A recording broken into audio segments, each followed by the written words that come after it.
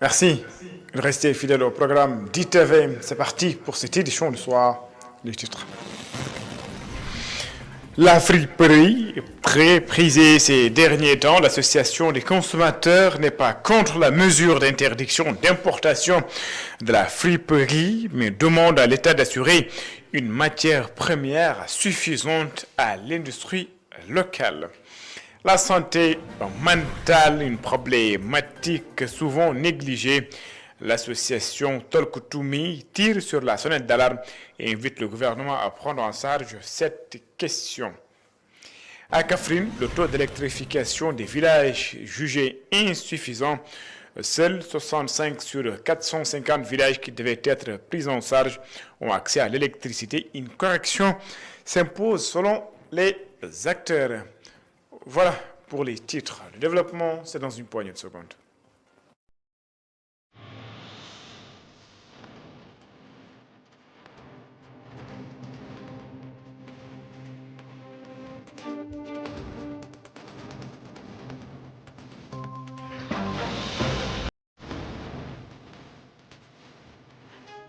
Bonsoir et bienvenue.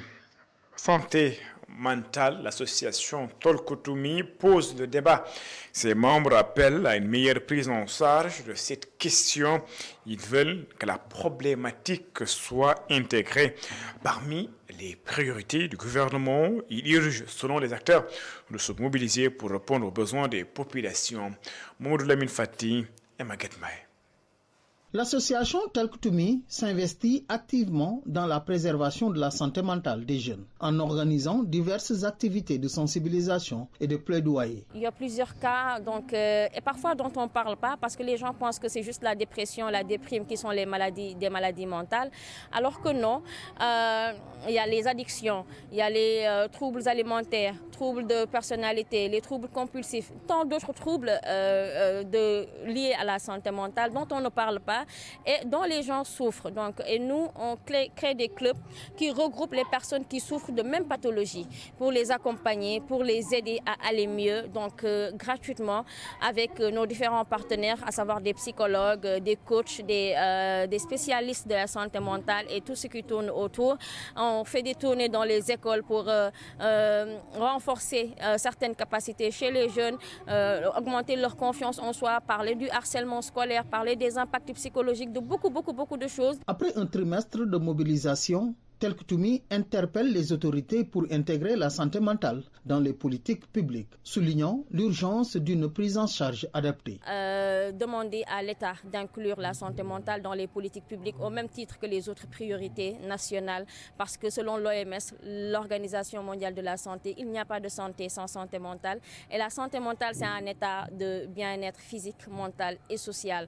Donc s'il n'y a pas cette prise en charge mentale-là, ça veut dire que les gens n'ont pas une totale santé. Forte d'une année d'expérience, l'association dresse un bilan satisfaisant de ses activités de sensibilisation, ayant réussi à toucher un large public et à ouvrir le dialogue sur un sujet souvent tabou. Un bilan plutôt satisfaisant qui montre que la santé mentale, c'est un besoin essentiel dans la société.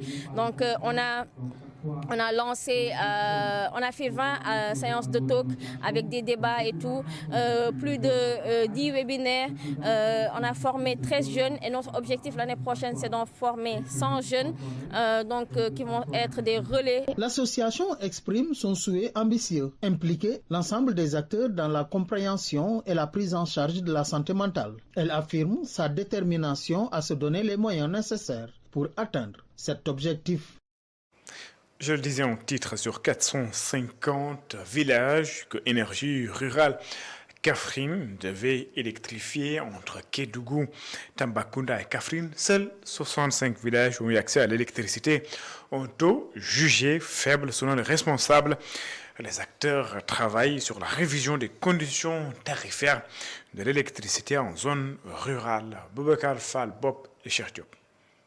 450 villages électrifiés entre Kédougou, Tambacounda et Kaffrine de 2018 à 2023. Seuls 65 l'ont été grâce à ERA. Et sur un objectif de 322 villages à électrifier entre 2025 et 2028, 44 seulement le seront grâce au service d'ERA. Des réalisations bien en deçà des objectifs des responsables. Pour le bilan, c'est important de dire qu'il y a 450 villages qui ont été réalisés au niveau de la concession Kaffrine, Tambacounda, Kédougou. Mais dans ces 450 villages qui ont été réalisés en termes d'électrification, ERA a pu en réaliser 65. Donc ça veut dire que le restant des localités qui ont été électrifiées à TAP dans la concession de ERA a été le fait de l'État à travers ASER, des projets et programmes de l'ASER, mais aussi à travers le PUDC, PUMA et SNLEC. Toutefois, avec 31 495 ménages raccordés entre 2018 et 2023 et avec un objectif de plus de 17 000 entre 2024 et 2028, les objectifs restent largement atteints.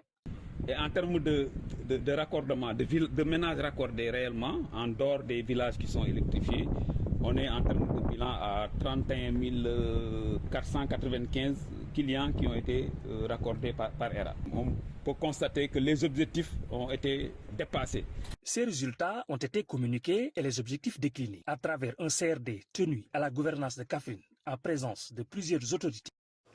Nous restons à Kaffrine. 17 000 ménages sont bénéficiaires des bourses de sécurité familiale. Les autorités veulent mettre en place des organes de régulation dans la région pour une transparence et une équité dans l'octroi des bourses de sécurité familiale. Voici Pape Malik Ning. Il est le directeur de la gestion des programmes de filets sociaux à la Direction générale de la protection de l'enfance. Nous l'écoutons. Les objectifs de cet important atelier sur la protection sociale, c'est de partager aujourd'hui avec les acteurs de la région, construire des connaissances autour d'une politique publique, à savoir la protection sociale, en rapport avec les préoccupations de la région. Nous allons échanger avec les différents acteurs de la région autour de la mise en place d'organes de coordination, d'organes de régulation, d'organes de concertation au niveau de la région. Au niveau des statistiques, effectivement, il y a eu des avancées. Ce qui concerne par exemple le programme national de bourse de sécurité familiale, nous sommes à peu près aux alentours de 17 000 bénéficiaires, y compris les cartes d'égalité des chances. La friperie est très prisée ces derniers temps. Avec une forte demande de la clientèle, la plupart parlent de la qualité des habits qu'ils achètent, mais pour d'autres, le prix est beaucoup plus accessible. C'est un sujet d'Elisabeth Grastine. Au marché samedi, la friperie domine le décor. Ici, vendeurs et acheteurs se bousculent dans une ambiance unique et animée.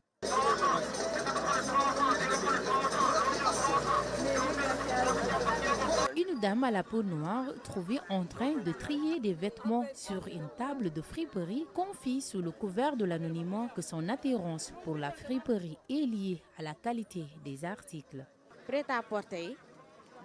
Si tu achètes les habits prêts à porter, ça peut ne pas durer parfois, ils se déchirent ou bien ils s'abîment vite en tout cas.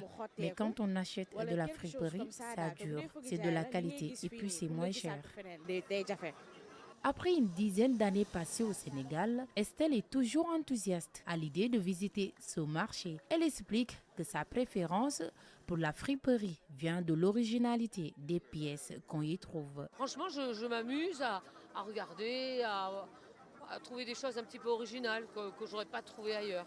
Voilà. Un jeune homme tout sourire raconte « Même mes chaussures et mes pulls viennent de la friperie ». Selon lui, les vêtements dénichés dans ces marchés sont souvent très originaux.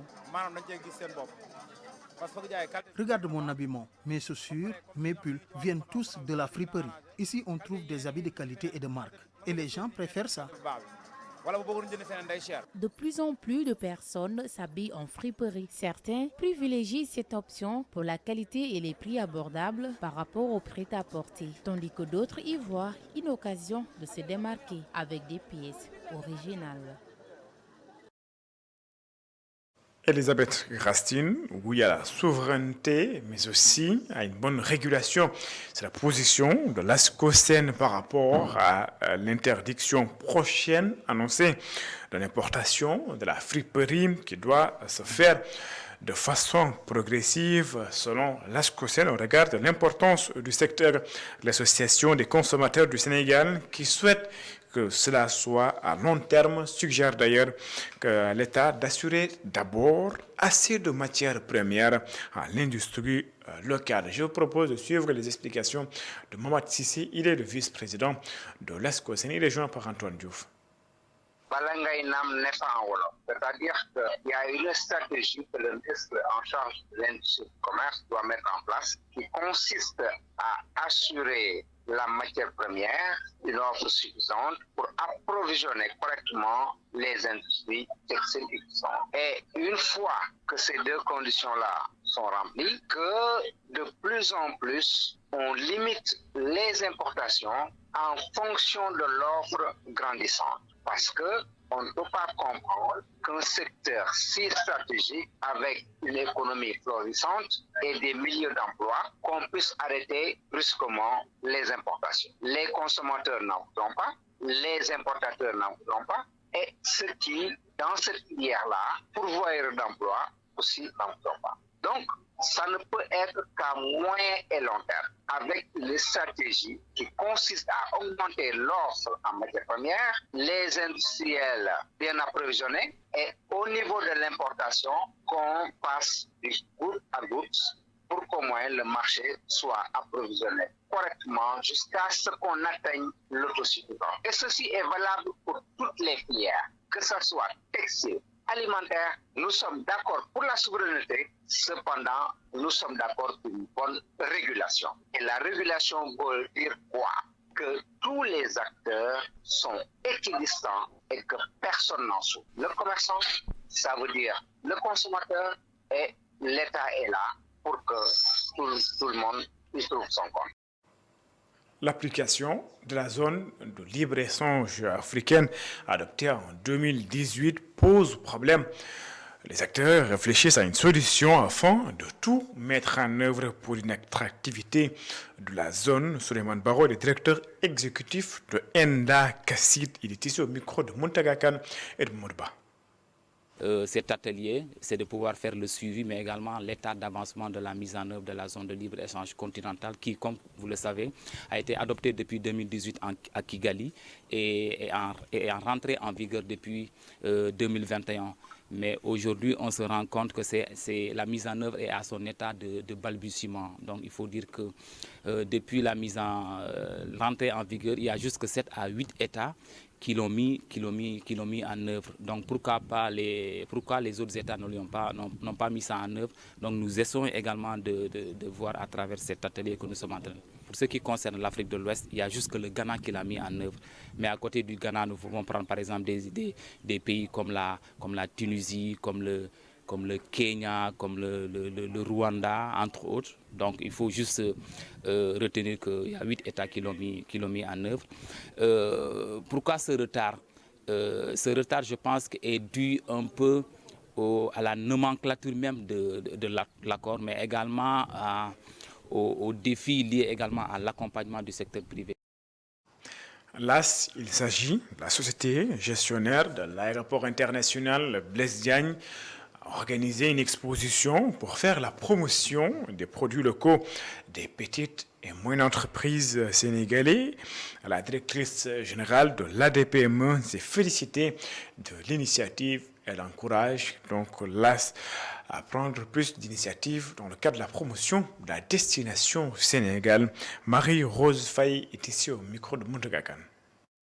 Donc vous le voyez, nous avons essayé de rassembler aujourd'hui, en tout cas la majorité des acteurs, pour ne pas dire tous, mais la majorité des acteurs, pour échanger sur un sujet qui nous concerne tous, la promotion du produit sénégalais, donc la promotion du Made in Sénégal. Et donc en ce sens, nous avons été stupéfaits de la qualité donc, des produits qui ont été exposés dans le cadre de ce Customer Week. Les PME qui ont eu l'opportunité de pouvoir venir nous ont montré vraiment le savoir-faire et la qualité que nous pouvons avoir dans le cadre du Made in Sénégal. Et ça nous donne encore la certitude que nous devons pousser pour une meilleure visibilité de ces produits. L'aéroport doit pouvoir avoir une identité, doit présenter, doit montrer l'identité du pays. Donc c'est le premier endroit où on doit sentir le Made in Sénégal. Et nous sommes fiers des engagements, en tout cas qui ont été pris par le directeur général de l'AS, mais aussi de l'AIBD, qui sera de poursuivre en tout cas ce type d'exposition de talents sénégalais de manière beaucoup plus fréquente et permanente au sein de l'AIBD. La société Casa Industrie dresse son bilan satisfaisant après 2 ans d'activité implantée dans le sud du pays.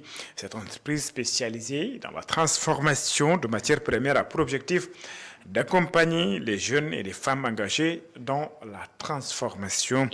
Voici Javier Diatta, il est interrogé par Hassan Ba. Étape par étape, oui, nous atteignons nos objectifs. Cette année, par exemple, vous savez que nous avons mis une usine qui transforme l'anacarde. Et vous avez vu l'anacarde que nous proposons, hein, avec vraiment un packaging révolutionnaire aux normes, aux standards internationaux. Donc c'est ça. Cette année, pour ça, c'était d'abord mettre en place les curricula de formation, former nos employés, former les gens qui travaillent avec nous, essayer vraiment de mettre toutes les procédures idoines qui gèrent justement une unité industrielle. Ça, cette année, ça a été atteint. Je ne sais pas si vous avez visité notre usine qui est à Djifangor là-bas. L'usine est fonctionnelle. Les prochaines étapes, il s'agit maintenant, cette ligne, nous allons décupler pratiquement sa capacité. Nous allons vers une ligne beaucoup plus puissante, parce que là, on était à 2 tonnes jour, mais là, nous voulons aller à 5 tonnes jour dans le cadre de la transformation. Il ne s'agit pas de se précipiter, nous voulons y aller pas à pas. Et là, normalement, pour la campagne prochaine, nous souhaitons vraiment mettre en place une ligne full automatique qui, avec vraiment toutes les exigences pour offrir un produit de qualité. En termes d'actionnaires, nous sommes 565. Ce n'est plus même une entreprise privée, c'est une entreprise publique, parce que nous, c'est comme ça qu'on se trouve. Et quand vous avez vu, je crois que vous avez vu toutes ces personnes qui tournent autour de Casa Industrie.